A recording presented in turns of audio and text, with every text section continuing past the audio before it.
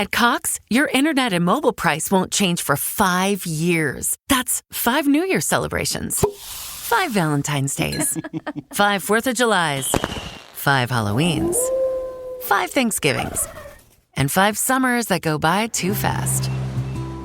Through it all, your price stays the same with our 5-year price lock guarantee. Cox, a step ahead. Requires 2 gig speeds and gig unlimited mobile. Taxes and fees excluded from price lock. Mobile data speeds reduced after 20 gigs. Most people don't realize how much their personal information is being bought and sold every day. Data brokers are making billions, pulling details about you from public records and the internet, and then packaging and selling it, usually without your consent. That's how your information lands in the hands of scammers, spammers, even stalkers. It's why you get endless robocalls and why ads seem to follow you everywhere. That's where Aura comes in. Aura actively removes your data from broker sites and keeps it off. They also instantly alert you if your information shows up in a breach or on the dark web. But Aura goes beyond data protection. With one app, you get a VPN, antivirus, password manager, spam call protection, dark web monitoring, and even up to $5 million in identity theft insurance, all backed by 24/7 US-based fraud support. Other companies might sell just credit monitoring or just a VPN. Aura gives you all of it, together, at the same price competitors charge for just one service. Start your free trial today at aura.com/remove. Protect yourself now at aura.com/remove. Welcome to another episode of the Wisco Fanatic Show, where we cover the Packers, Bucks, Brewers, and Badgers basketball and football teams from an optimistic and realistic perspective. Welcome back to another Wisco Fanatics Wednesday. Today we have 2 really fun subjects to talk about. We're talking first about the Milwaukee Brewers trade deadline targets, and then secondly, switching to the Bucks and discussing the Summer League. We're really going to make focus on the guys that are going to impact the regular season roster. We're not going through every single guy that's suited up for Summer League. We're going to focus on the standard guys and the two-way guys. But before that, so Jake, kind of as an opener, we can kind of talk a little bit about the Lance McCullers deal. We got to see him pitch for the first time on Tuesday night. I think he looked fine. He gave up a run in a couple innings pitched. Actually, no, he pitched on Monday night. Yep. Not last night. But we got to see McCullers. That's really going to be a depth piece. They're going to be bringing him out of the bullpen for the time being. I think he's kind of occupying that DL Hall role, who is currently rehabbing. And then we'll see probably in our next AAA report, which will be coming out at the beginning of August, what Colton Gordon looks like in his beginning at AAA Nashville. So, Jake, what are your thoughts real quick just on the McCullers trade, and then let's jump into some trade deadline targets. Yeah, McCullers deal is going to look really good, I think. Got him for pretty cheap, in my opinion. And he's a guy who's been there, done that, championship, whatever you want to think about the Astros. He was on a team that went all the way and held up the trophy at the end of the day. So really good deal in that part. He's going to take on another guy in the locker room that could be a mentor with Brandon Woodruff when he rejoins the team. And he looked good. His first game since May 13th, I believe it was, or May 11th or something like that. It was early May. So his first game since then in the MLB, and I thought he looked pretty good. He just ran out of gas, I thought, at the end there. But, hey, running on fumes, he's still able to find a way to get it out, to get out of the inning, and he pitched 3 innings. So that's going to be lovely. And, yeah, DL Hall he was just in Appleton this last weekend. Now he's in AAA Nashville with a couple other guys. A lot of injury news for the Brewers today. Brandon Lockridge is going to be ramping it up. Sounds like David Hamilton's going to be ramping it up. The team in a couple days here. So the Brewers, who had the best record in baseball for a day, and then if they win today and the Dodgers lose, they could have the best record again, are dealing with just a ton of injuries. So for them to be in the position that they are, and we're going to talk about some trades here. We're going to talk about trades this week, and we got some ideas for next week that kind of go along the lines of trades. So for them to be in the position they are is really something special, man. And, we made that post the other day about Brewers have the best record in baseball, and there was some mixed reviews, and I kind of expected that, but the amount of people that were on the negative side, I kind of didn't expect, to be honest.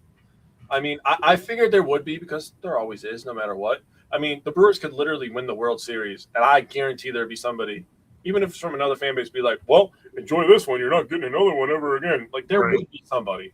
Oh, it took you 6 games to beat the Blue Jays. Yeah, like, Dude, the amount of people that there was really kind of – it was kind of awkward, honestly, like in our own fan base. Like, oh, get it done in October. That doesn't mean we can't enjoy it right now. Right. Why can't we just be happy? But anyways, let's get into some Brewers trades. We're going to do a starter, a bullpen, and a positional player. Well, that was the original plan until Tyler decided to call an audible about 7.5 times. So, hey, I'm cool with it. It's going to be really awesome. I'm pretty excited about this. So let's get it going, buddy.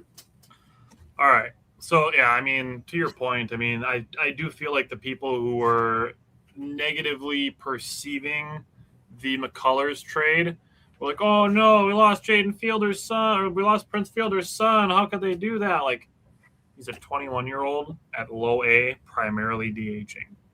Yeah. I get that there's a nostalgia factor there. Like, oh, it would be cool to have Prince Fielder and CC Sabathia's son on the same team. That would be cool. You know what's cool? Winning baseball games. And to that point, like, there were a lot, and I expected it, like, oh, it's July 21st. Here we are talking about, oh, win a World Series, and then we'll talk. You should be talking shit till you win a ring. I hate that mentality, and I used to have it, like, 10 years ago. Definitely had that mentality. Like, yeah, it's cool, but win a ring. Like, we want to win it all, not win the most before July 21st. Yeah. But if we're talking about time, just talk about time. The regular season starts at the end of March and goes until the end of September. You're talking 6 months, and you're going to hinge that entire 6-month span how much you have fun based on what happens in the last 2 to 3 weeks. Now imagine your boss at your yearly review did that for you. You worked all year, or even within the last 6 months. We'll make it relevant to baseball. In the last 6 months, you worked really hard. You helped with a lot of big-time projects. You went on the road for them. You missed time with your family. Like you put in the work, right? But then in the last 2 or 3 weeks, you had a couple blunders. You made a mistake here, shipped something wrong here, did something. You know what I'm saying? Or missed and out. that's all they use on your review instead of the whole body of work. Yeah. Ridiculous. Not to mention, like, we're talking about something that's an entertainment even. So it's even less serious than what Jake's talking about. Right. I'm just trying to make it relevant for people to understand. Yeah, and I'm saying, like, yes, that's a fine way to look at it, but it's even less serious than that because it's an entertainment. It's supposed to be fun. Right. So being like, we're only going to be having fun if we are the one team out of 30 that accomplishes the goal of having the trophy at the end. Right. Like, that's ridiculous. You're talking like 97% of the fans are not supposed to have fun then? Like, no leagues would exist. Right. So that mentality, we are going to continue to strongly advocate against we're only going to be happy if we win a World Series. So let's talk about how the Brewers can win a World Series. Let's flip it over. We're going to talk about trade deadline targets. Now, we did a couple like early targets 2 weeks ago. And then next week, we're actually going to talk about how we think the early collective bargaining agreement talks for 2027 could affect the Brewers at the trade deadline because we will still have one more Wednesday before then.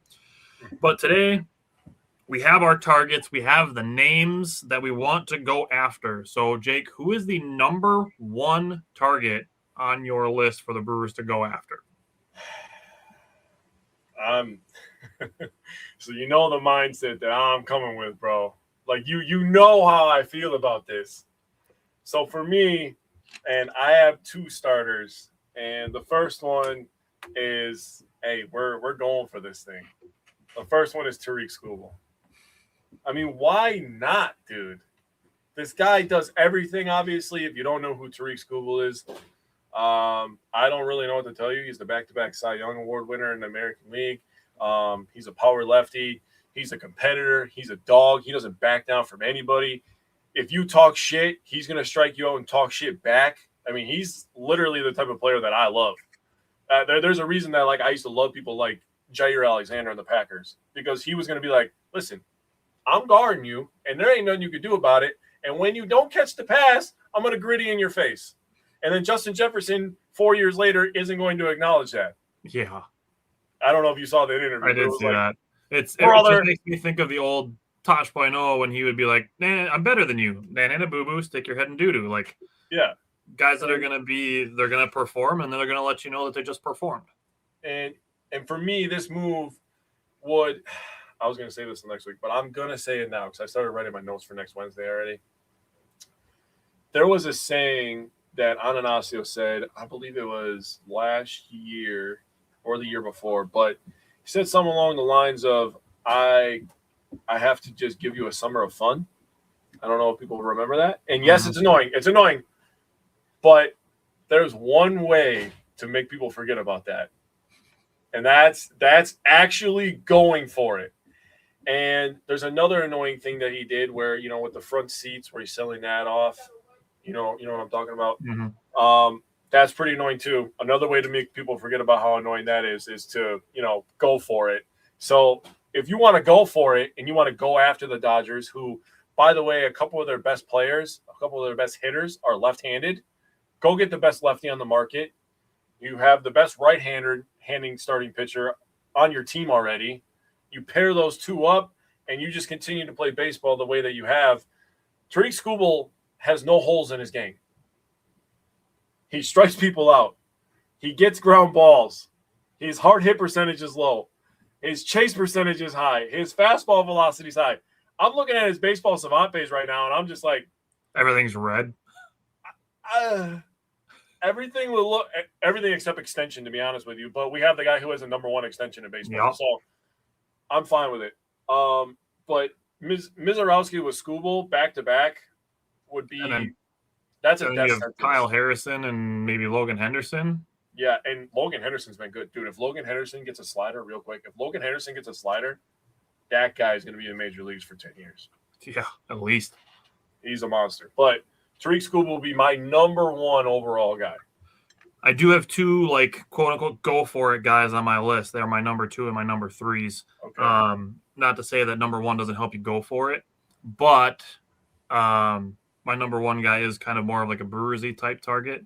And I will say, just before I give mine, on the subject of Jake saying Tariq Skubal, I know there's going to be people, and it's like this with every subject. We've already discussed this twice today, that are going to be like, nope, that's not realistic. Adam McCalvey was just on the broadcast during today's game saying that the Brewers are making aggressive phone calls. Now, yes, we've existed in the Brian Gutekunst eras where the Packers were in talks to acquire J.J. Watt, and they were in talks to acquire Larry Fitzgerald, but nothing happened. Now, perfectly reasonable to assume that type of thing happens. But even if Matt Arnold makes 6 super aggressive phone calls, if one of them ends up resulting in a trade, it's realistic. I personally took Tigers off of my list because I think with them they've won some games a little bit and they're starting to get healthy again. I think that they're maybe not sellers. So I took some Tigers off my list. That is fair. The only thought process I had is the Tigers have to make a decision on if they're going to try to get some prospects for this guy while they still have him on the team, or they're going to pay him. If you have full confidence that you're going to be able to pay this guy and keep him on your team long term, well, then obviously you keep him. That makes total sense. Yep. We're fans of Wisconsin teams that have to deal with that all the time. 100%. So we totally understand. Yeah. So the for me, alternative is becoming the Angels. Yeah. Fair. So there's a very recent example of having a gigantic unicorn and knowing that there's 2 paths to go down that can help you and 1 path to go down that just keeps you in the mud. Yeah. And the Angels took the mud path. So now their team sucks and they have no future, and people are like, we got to get the Angels out of Anaheim because there's nothing good for them there. Yeah. We have to play them pretty soon, so good for us. So my number 1 target, that being said, is Foster Griffin from the Nationals. He is also a starting pitcher. He's an all-star. He's on a 1-year, $5.5 million deal. And with him coming over from I remember if he was in Japan or Korea. I'm pretty sure he was in Japan. But he's going to get himself paid. He's pitching very, very well this year. So he's going to get some money in the offseason. That feels the kind of rental that the Brewers would target more so than a Skubal. So that's why I have Foster Griffin number 1. He's got a 2.68 ERA, 111 strikeouts, and only 27 walks, a 103 whip, and a 215 opponent batting average. Now, he does have a 396 FIP, which is fielding independent pitching, which means he's benefited some from good defense. The Brewers have that. So that's not a problem that the Brewers have to worry about.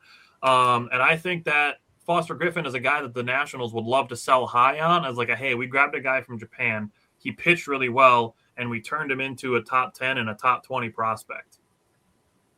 So even though the Nationals are like they have a good offense and maybe they make the playoffs, but more than likely not.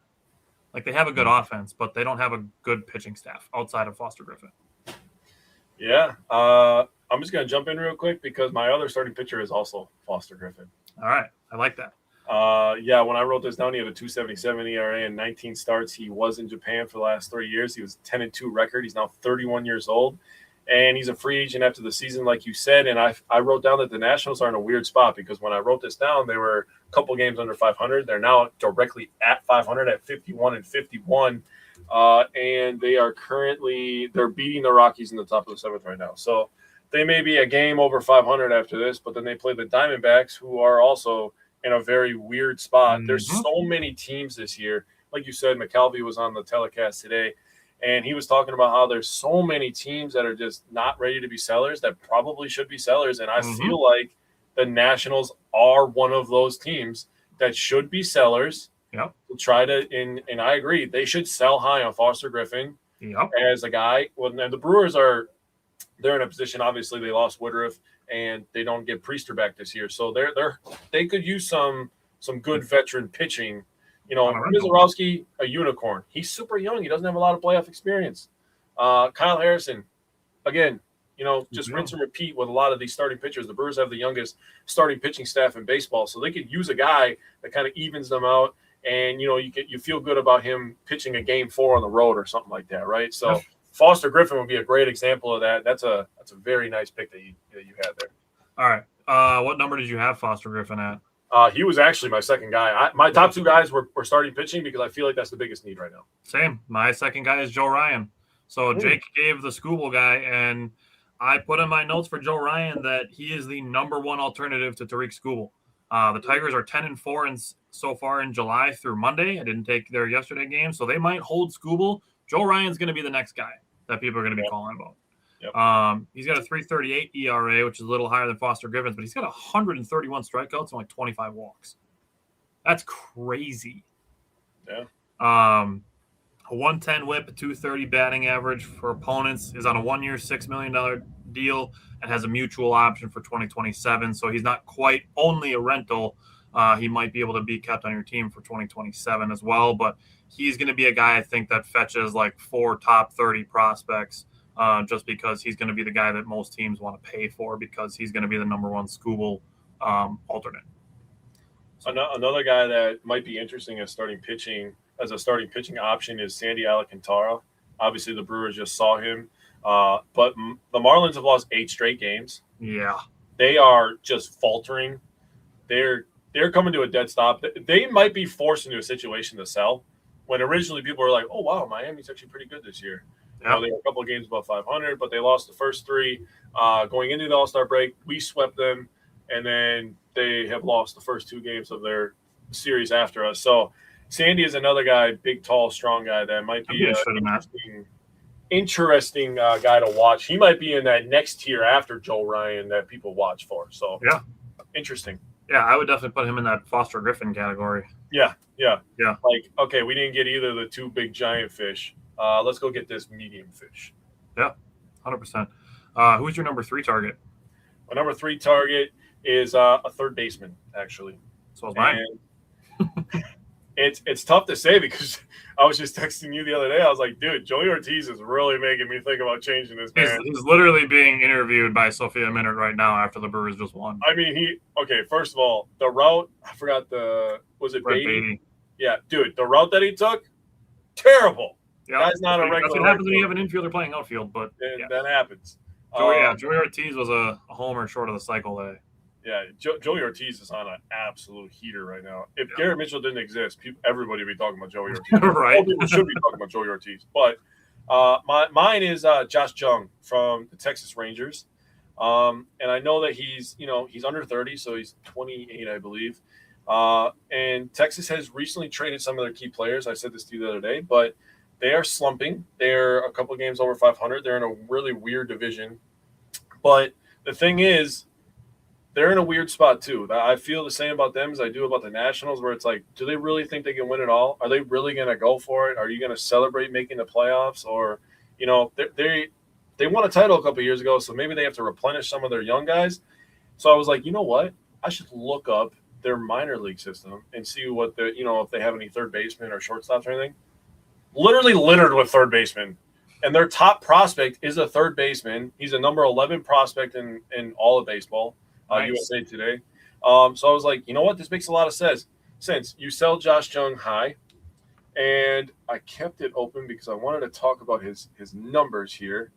So his numbers on the season right now, he has, as soon as this works here, he is batting .294 with a .361 on base, a .441 slug, and an .800 OPS. He has 9 homers and 35 RBIs. And the thing about him is he's hitting the ball. He'd be the highest batting average on the Brewers right now. And the Brewers have some guys that are still pretty high. I mean, we just talked about Garrett Mitchell. He's in the 280s now after his, insane run he's been on. You go to his baseball savant. He hits the sweet spot hard a lot. He hits his hard hitting percentages is good. His chase percentage is a little above average. His whip percentage is low. He doesn't strike out a lot. And the thing that he doesn't do, he's not a fast runner. So he'd be like Andrew Vaughn at third base, where he gives you solid defense and he hits for high average. I'm okay with Andrew Vaughn at third base. Yeah, we talked about trying it. So this kind of feels like an Andrew Vaughn thing where maybe he gets traded to the Brewers and he just is filled with a bunch of youth around him and he just starts going crazy and hitting for a bunch of home runs. So Josh Jung makes a ton of sense to me. Yeah, so I originally had Zach Geloff on my list as well for a lot of similar reasons. I took him off because he's currently on the injured list. Yeah. And the Brewers just aren't going to trade for a guy who's going to be missing a bunch of time with an injury.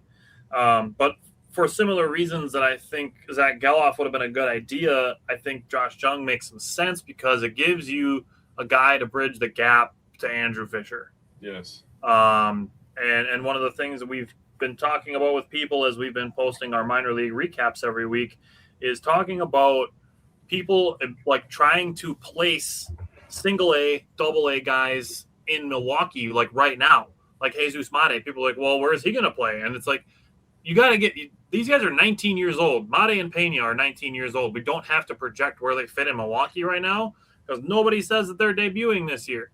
They're probably not debuting next year. Mate might, but Pena is in single A right now. We don't have to worry about projecting where he's going to play on July 22nd, 2026. We don't have to worry about where all those guys are going to play. Yes, it's a great problem to have to think about, but it's not a realistic one that we have to think about as it affects 2026. Mm-hmm. So in my mind, a guy like Josh Jung would be somebody who bridges that gap. And it gives you that option to use Joey Ortiz like that super utility guy, like we've heard some discussions. I would love it if Joey Ortiz would continue hitting like 330 like he's been over the last 10 games or whatever it is for the rest of the season. I don't know that that's entirely realistic, but you ride the hot hand while it's hot. Now, my number 3 target is also a third baseman, and this is my other go for it guy, and it's Nolan Arenado. And to your point of Mark Atanasio, like if you want people to stop calling you a cheap ass, this is one of those moves where you can go for a guy who makes a lot of money and people are going to be like, hey, I respect you going for that guy that makes a lot of money. Tried it with Rhys Hoskins. I understand it didn't work out. The Brewers needed a production first baseman, and they tried. They got the best guy on the market. It didn't work out because he was almost never healthy. Yeah. Going and grabbing Nolan Arenado, who's been extremely productive over his career, and is on the Diamondbacks. Now, as of last night, the Diamondbacks were a half game back in the NL wild card, but are only 2 games over 500.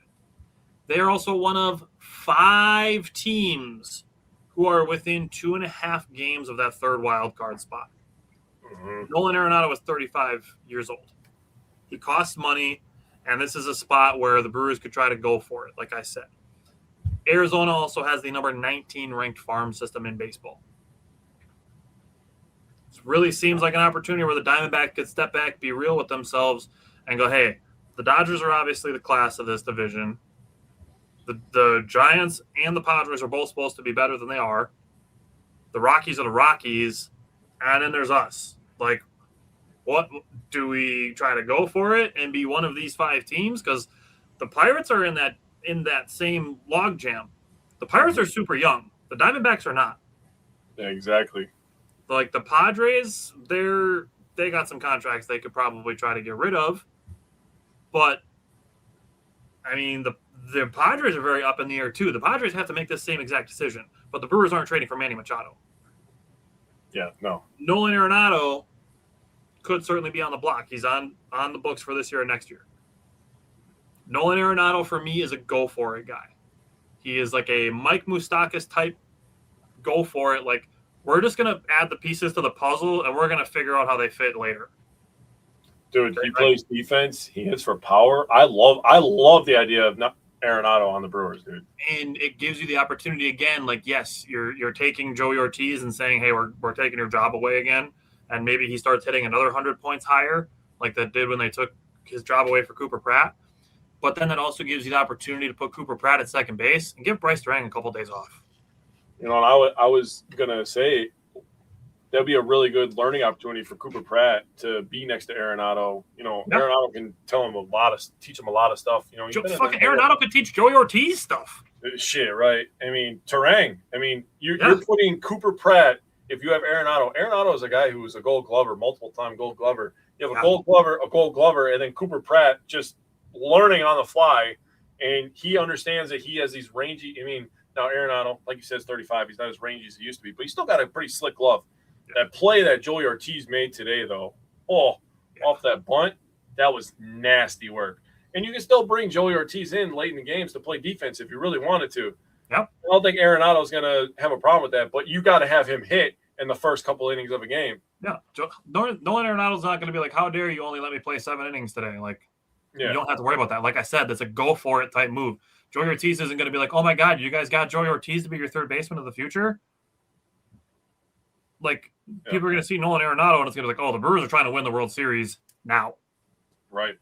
That's the go-for-it move. So, Jake, my 4 and 5 are combined, so I'm going to let you give your 4 and 5, and then I actually have a graphic to go with my 4 and 5 that I cheated for. So, Jake, give me your number 4 and number 5 targets.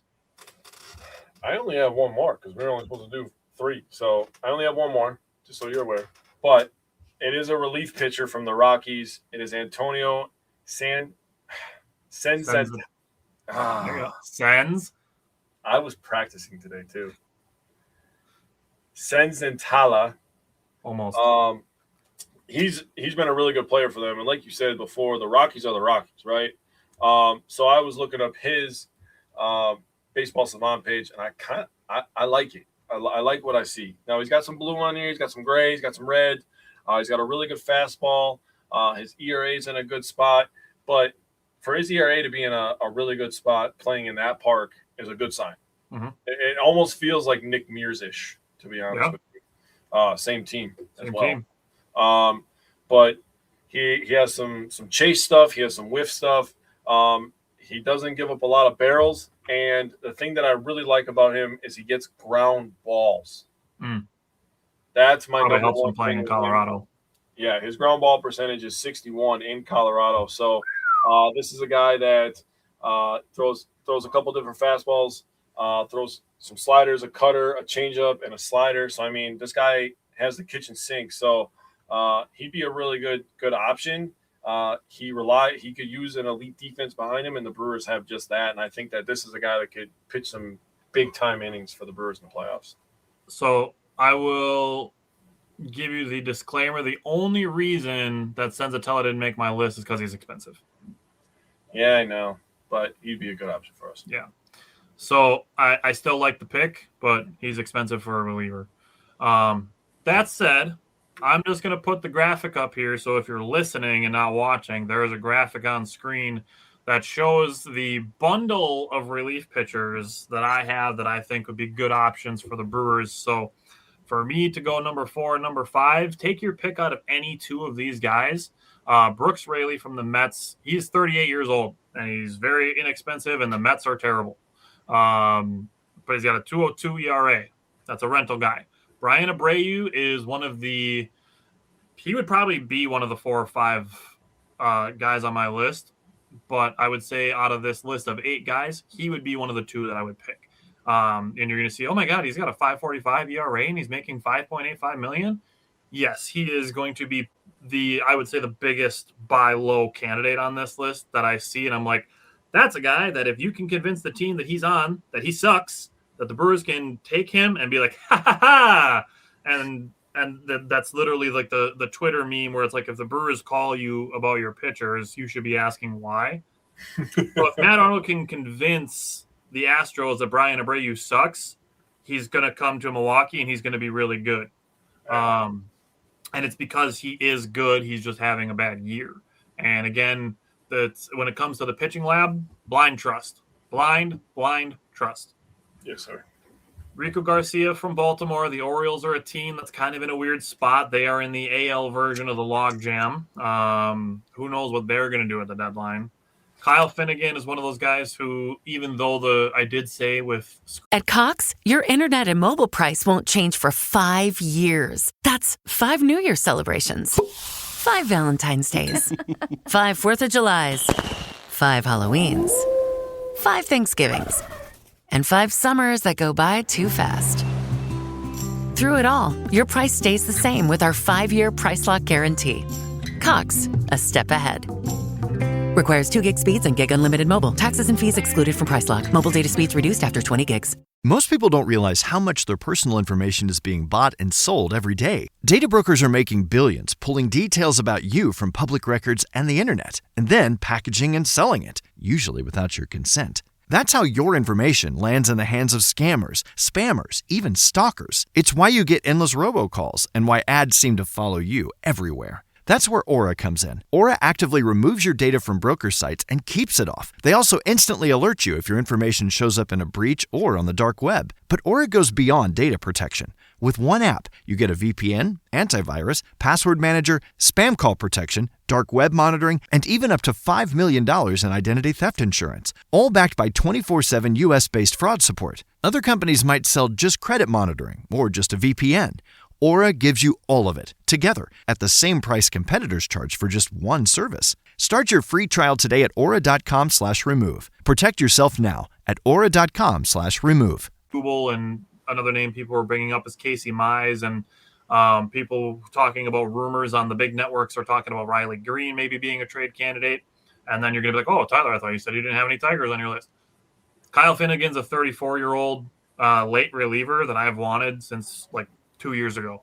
He's been on my list. Nationals. Yep, when he was on the Nationals. So him being a 35-year-old with an $8.5 million contract for 2025 or 2026 and 2027, he's one of those guys where it's like, yes, the Pirates might still be able to win their division because the AL Central is probably the worst division in baseball. Like literally 500 might win you the division. Bad. The AL West might be the only one that's comparable. But Kyle Finnegan is a guy that the Tigers could just try to get out from his contract so they don't have to pay him $17 million over the next 2 years while they're making the Skubal decision. AJ Minter, again, the Mets are bad. He's making $11 million. He's 32 years old and he's got a 1.80 ERA. That's a guy the Brewers could buy. The Padres, like I said, they are in a similar position to the Diamondbacks. They're in a really good division. They're in a logjam of 6 teams fighting for one spot. Do you go for it, or do you just say, hey, realistically, 1 out of 6 is a pretty low chance of making it, and the Brewers can try to get Adrian Morejon. It's not Morejon. I know it's that. It's like Morejon. It's not Marjan. It's not Marjan. It's like Morehone because he's got all the little accent marks, not pictured on the graphic, but they're there.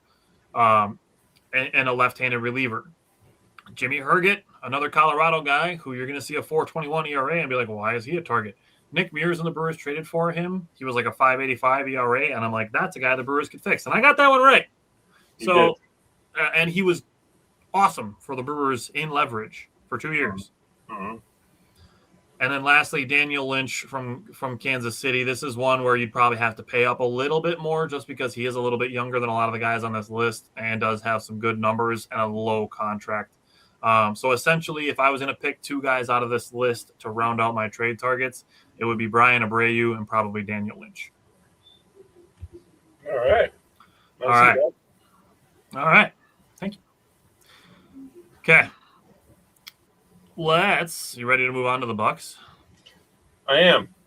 This is going to be an interesting conversation. Okay. So as far as Milwaukee Bucks Summer League goes, now, as the team goes, this is something I know we've already said. I know we've said it in replies to comments. I've said it on Twitter. We've said it on our show. We don't care what their record is going to be for this year and probably next year. We just want them to be fun to watch. And obviously we've talked about culture and discipline and the coaching staff. So we're going to focus on the guys that are going to affect the roster. So we're going to talk about Braden Burries, Nate Ahmet, Bogalu Markovic, Kasper Jakukonis, who only played a little bit.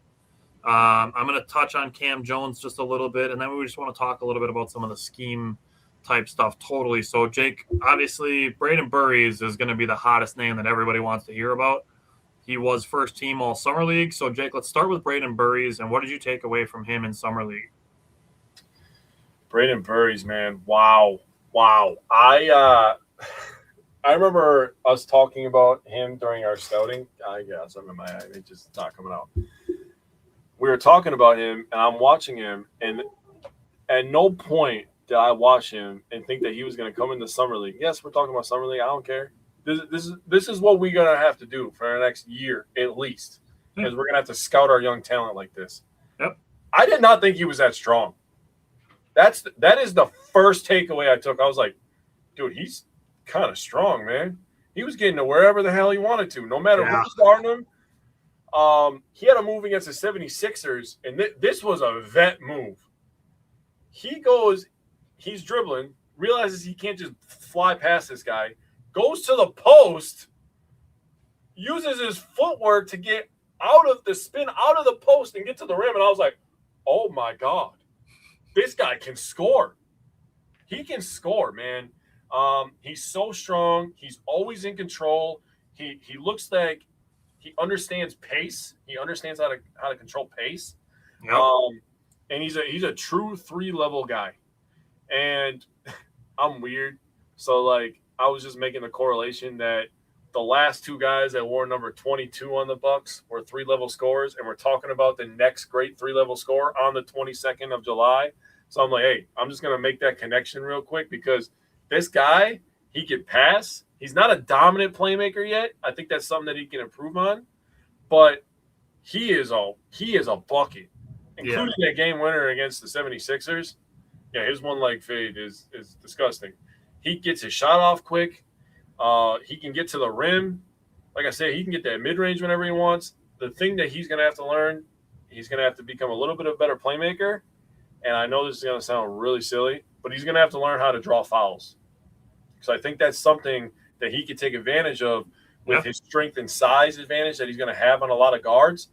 Find a way to get to the foul line and shoot your 8 to 10 free throws a game. That's another way that he can control the pace. But that's the biggest thing that I'm watching for. And if the Bucks start the season, and this is a guy that if you look up his odds for Rookie of the Year, you actually get 50-1 odds right now. That's really good odds for a guy that I think actually has a chance. If the Bucks start the season really bad, they might trade away a guy like a Tyler Hero, and they might actually just go for it and go full youth movement and be like, hey, F it, we're just going to go full youth movement, play all the young guys, play Nate Ahmet, play them all. That would be the opportunity for Braden Burries to actually win Rookie of the Year. Yeah. And I think that he has a chance, but he's He's good, man. Also, he plays hard on both ends. He does, and I love that about That's him. one thing I liked. Justin said he's got great court vision, in my opinion. Run and gun offense is going to be fun to watch. Strongly agree on the run and gun offense. I'm glad that that's something that Taylor Jenkins is going to implement like day one. Like we're getting down the court. The NBA is played so much in transition, and one aspect of the 3-point revolution that's happened over the last decade or so that doesn't really get talked about is how many of those threes are coming in transition as like wide open opportunities because you get yourself 5-on-4s and 4-on-3s and 3-on-2s. Yeah. Because there's a lot of times where opponent defenses are trying to get back to stop you from getting a dunk, but they can't stop a guy from getting a dunk and a guy in each corner with only 2 people. So when those opportunities are coming, that's a bad thing for the defense. I do think to a point you are right on the playmaking. I think overall he does need work on that. I do think he showed some decent execution in pick and roll situations, though, especially in that 76ers game. So I think he's got some potential there. With him, every game that I watch Brandon Burries, he wants to get downhill. And that's not his secondary thought process. That's what he wants to do first. And he can shoot. But he doesn't want to shoot and then have you get close and then go downhill. He wants you playing on your heels, and then he's going to step back or pull up in your face once you start giving him space.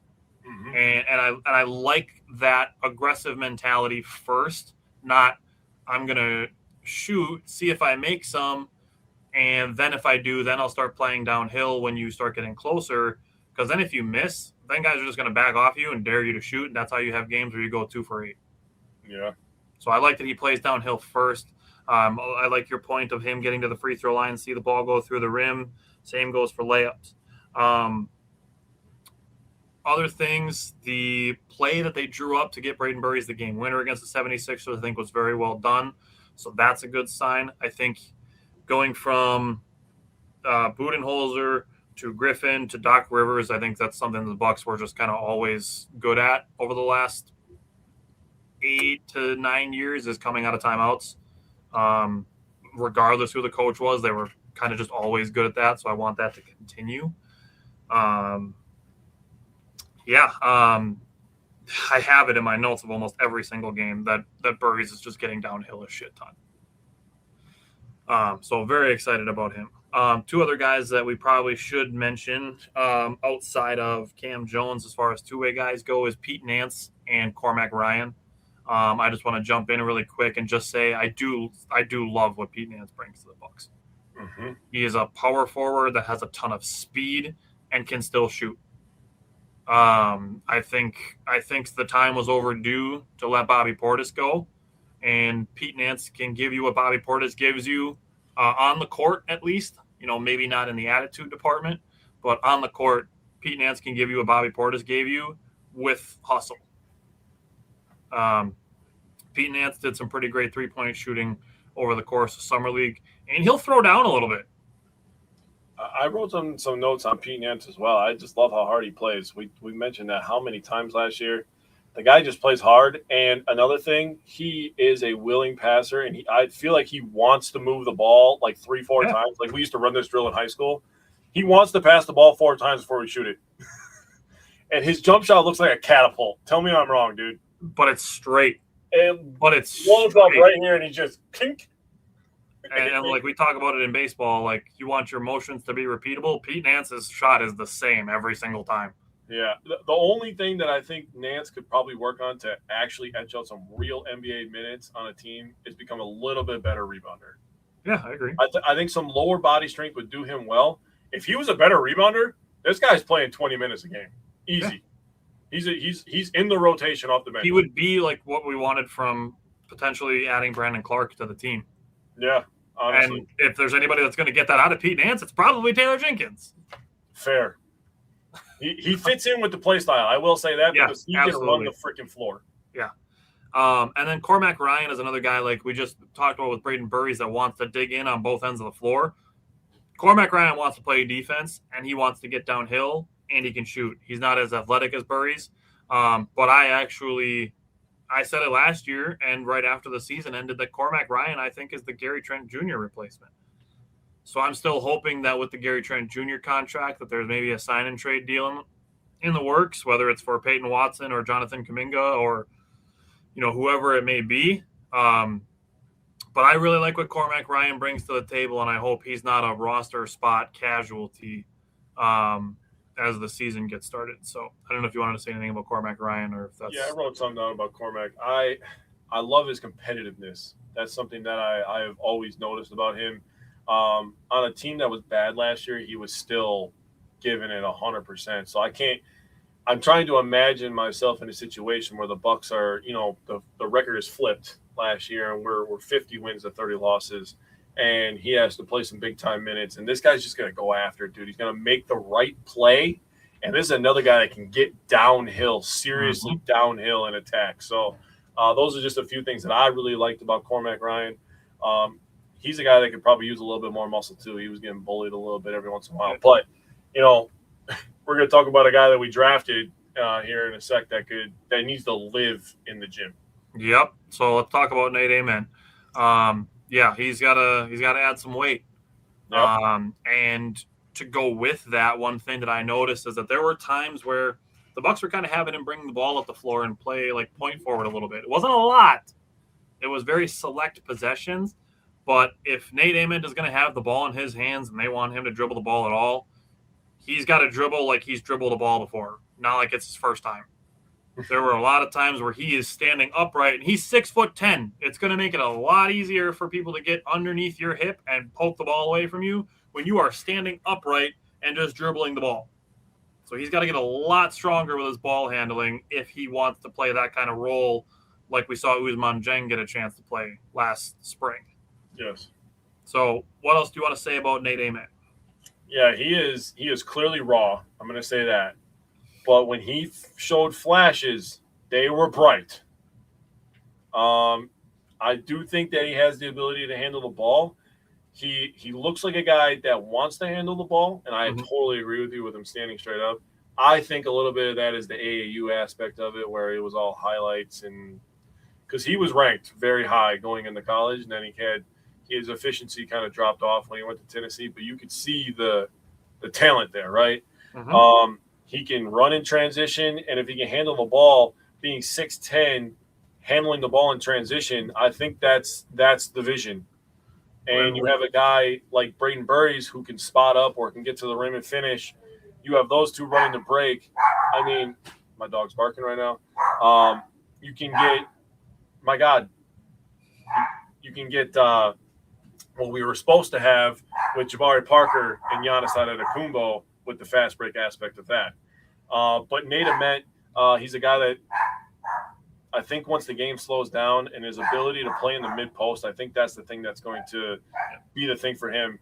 He could he could face up. I almost called it square up. I sounded like a freaking 50-year-old coach right there. Square up to the basket at 6'10".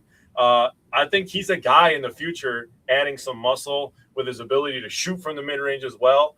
He's a guy that can be a 20, 10, and 5, add a steal or a block per game. So that's the future. That's what they're looking for from Nate Amen. But he needs to add, I don't even know what his weight is right now, but he needs to clearly add 25 to 30 pounds. I would say it's probably like 180. Yeah, he's probably listed at like 210, but and he's a guy, there was just news about Stephon Castle and Cooper Flagg that grew 2 inches since their rookie year. Cooper Flagg's now listed as 6'11". Nate Amen could be listed as a 7-footer next year. That's literally what happened to Giannis. Giannis went from 6'9" and 3/4 when he was drafted to now he's 6'11", sometimes called 7 feet. And Stephon Castle's a guy that came in the league at 6'6" or just under 6'6", and now he's listed as 6'8.5". That guy's a point guard. I know, that's ridiculous. That's Stephon Castle will be 6. Right. On the subject of Nate Amen, he is raw, and I wasn't the biggest fan of the pick. I did have him on my list of a strictly only if Giannis is traded should the Bucks draft Nate Amen, and that came to fruition. Now, the things that we noticed when he was at Tennessee are there. Like, he's 100%, he's got mid-range game. Jake talked about him maybe adding a block a game. I 100% think that is easily in the realm of possibility because I think he can be a roaming help side defender. So I think a block and a half per game is easily in the cards for him. He shot a little bit better from three than I thought he was going to in Summer League. I get it's a small sample size, and we're going to have to see if that continues as the season goes on. I think he is a guy that could use some more improvement at rebounding, like Jake said, with Pete Nance. But the thought with Nate Ament is if he can handle the ball like Jake was talking about, and that it looks like he wants to, is that he gives you the option to grab the ball and go. Like we talked about with the Brook Lopez and Miles Turner, those guys just being box out guys and not averaging, 8 rebounds a game as a 7-footer. And people are like, oh my God, why don't they get more rebounds? Because they're boxing out so that Giannis can grab the ball and get the offense going. So I think Nate Ament gives you that same kind of thought process. And to Jake's point too about then you can have Braden Burries go spot up, you can have AJ Green spot up, you can have Gary Trent Jr. spot up, you can have Miles Turner spot up, you can have Pete Nance spot up. You have all these guys that you can still have spot up if Nate Ament is capable of just grabbing a rebound and going down the floor and initiating your offense. And the same goes for Bogolu Markovic. There were times where he would grab the ball and bring the ball up the floor. And he wants to do that, and you can see that from him. And he definitely got experience with that playing in Europe last year. So if that's something that comes from him being stashed in Europe last season, that he's able to be more comfortable grabbing a rebound and bringing it up the floor, I think he showed a little bit of underrated passing ability that we maybe not, would have noticed coming into the draft or out of the draft after he was picked by the Bucks 2 years ago.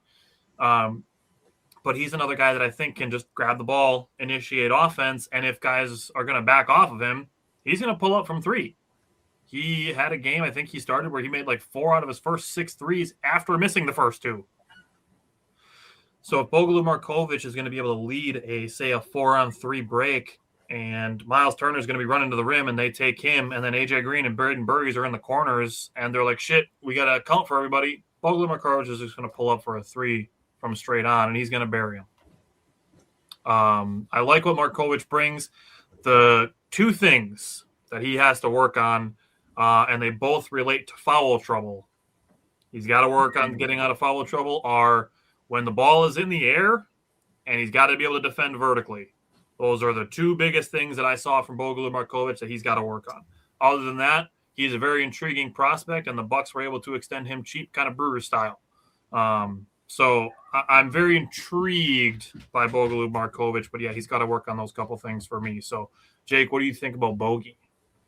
Yeah, he is very interesting. He has that international player feel where he feels like he could do everything, and you kind of see it. He is way bigger than I think than people realize. I'm being serious. I think he's way bigger than most Bucks fans would be. He's way bigger than he was when he was drafted. Oh, that's true. He put on some muscle. Yeah, you see him signing his contract. It's like, damn. Yeah, compared to the guy that they showed on draft night, it was like, whoa. Did this guy put on a freaking muscle suit? What's going on here? Yeah. Now, he needs to add that again. Now, before I continue, one thing that I do like is every time that he went to the rim, he looked to dunk the damn thing. No going up soft. Good call. I love that. I was like, oh, yeah. He wants to kill. The game is too fast for him right now. That's where I think a lot of the fouls come in as well, because I agree. I was writing down all fouls and all the box score stuff, and I was like, oof, he's got to slow down on the fouls. He's going to play 15 minutes and average a foul out a game, dude, the way that he was going. But he's a willing passer, willing rebounder. I think the fast break thing is interesting because, like I said, I think the game is a little bit too fast for him right now, and I think he'll have some silly turnovers. But in this season, in 2026, you're just going to have to live with some of that stuff.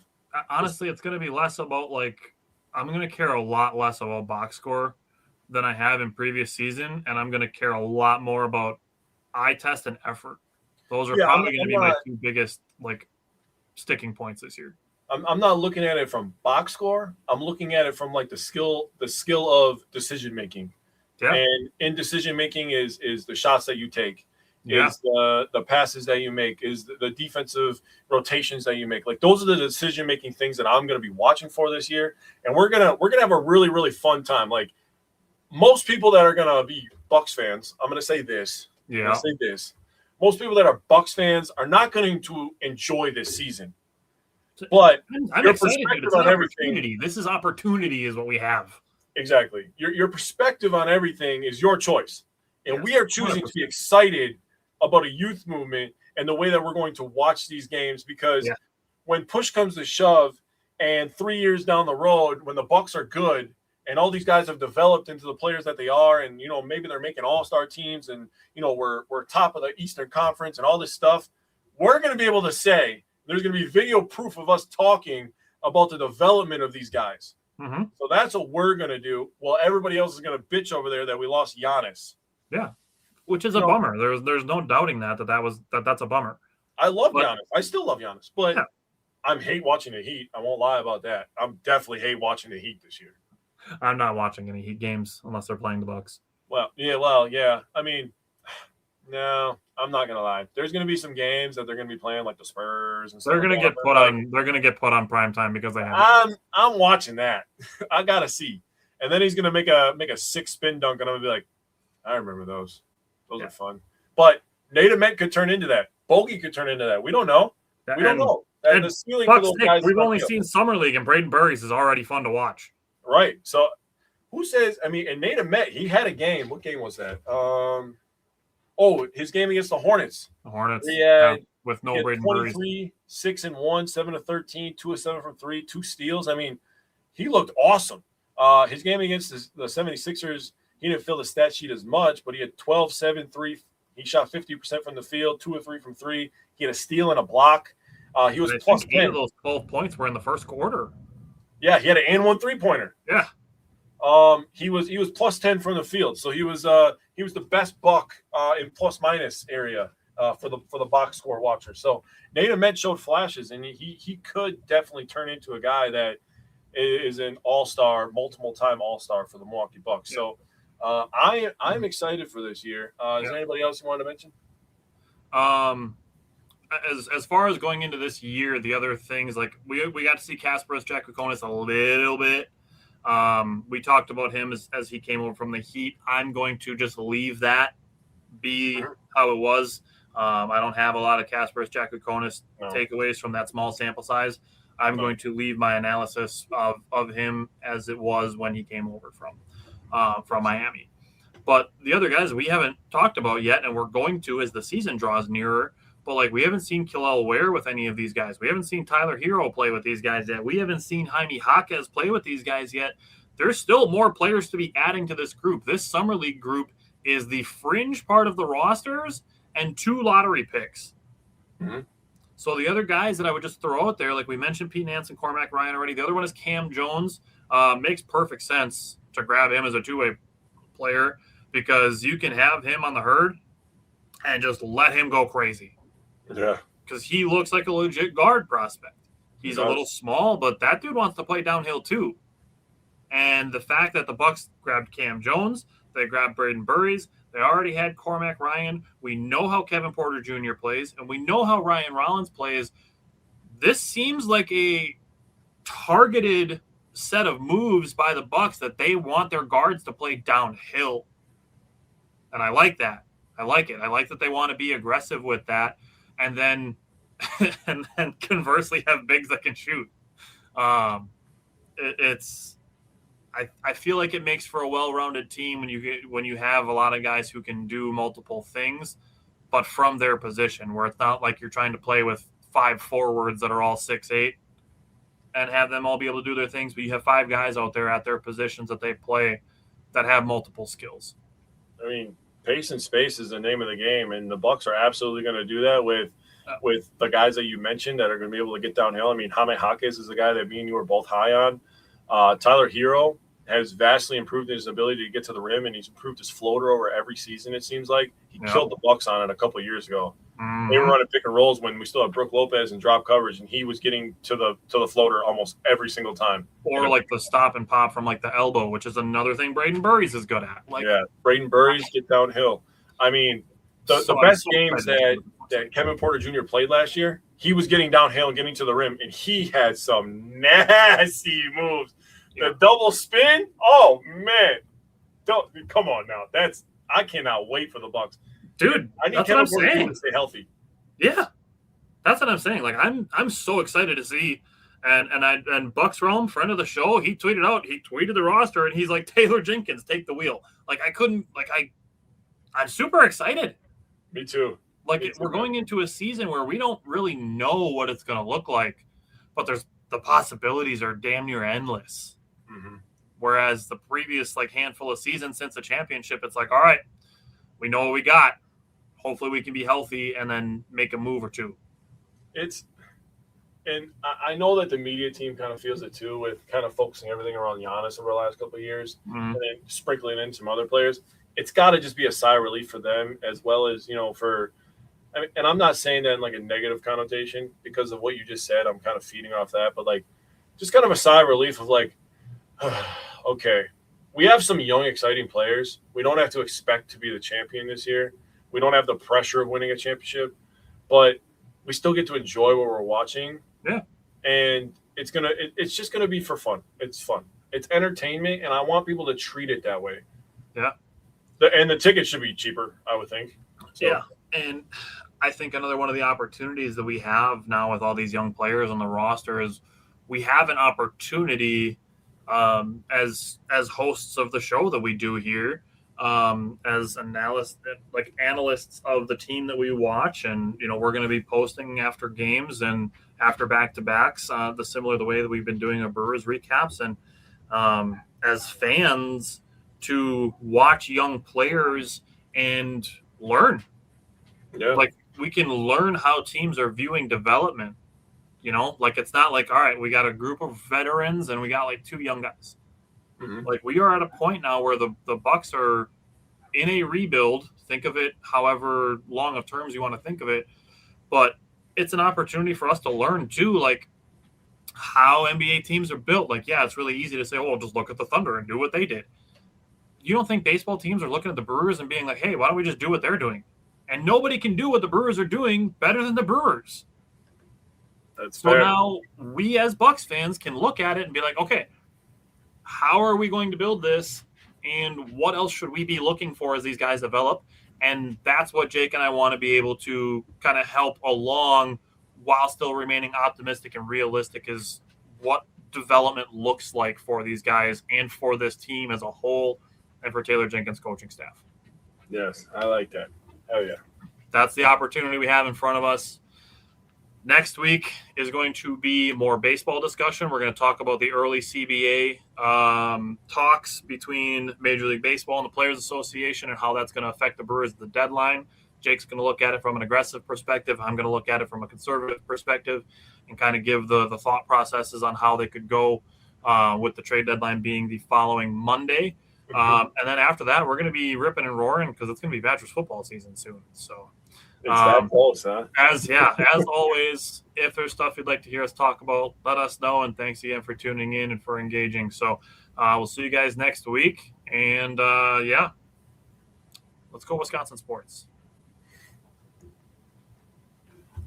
Most people don't realize how much their personal information is being bought and sold every day. Data brokers are making billions, pulling details about you from public records and the internet, and then packaging and selling it, usually without your consent. That's how your information lands in the hands of scammers, spammers, even stalkers. It's why you get endless robocalls and why ads seem to follow you everywhere. That's where Aura comes in. Aura actively removes your data from broker sites and keeps it off. They also instantly alert you if your information shows up in a breach or on the dark web. But Aura goes beyond data protection. With one app, you get a VPN, antivirus, password manager, spam call protection, dark web monitoring, and even up to $5 million in identity theft insurance. All backed by 24/7 US-based fraud support. Other companies might sell just credit monitoring or just a VPN. Aura gives you all of it, together, at the same price competitors charge for just one service. Start your free trial today at aura.com/remove. Protect yourself now at aura.com/remove.